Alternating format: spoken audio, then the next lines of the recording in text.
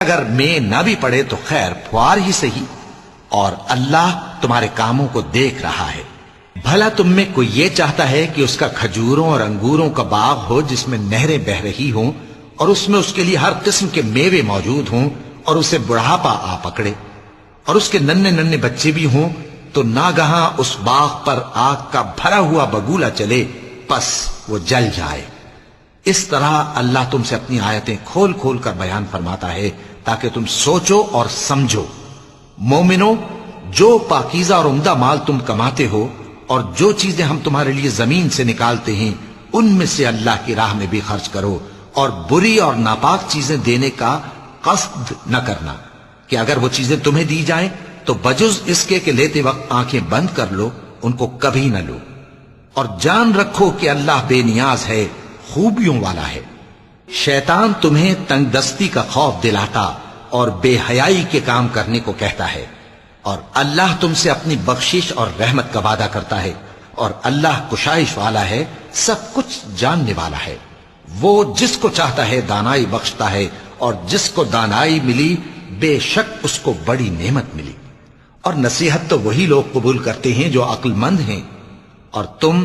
اللہ کی راہ میں جس طرح کا خرچ کرو یا کوئی نذر مانو، اللہ اس کو جانتا ہے، اور ظالموں کا کوئی مددگار نہ ہوگا۔ اگر تم خیرات ظاہر کر کے دو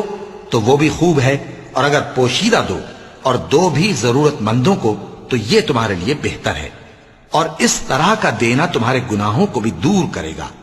اور اللہ کو تمہارے سب کاموں کی خبر ہے۔ اے نبی صلی اللہ علیہ وآلہ وسلم،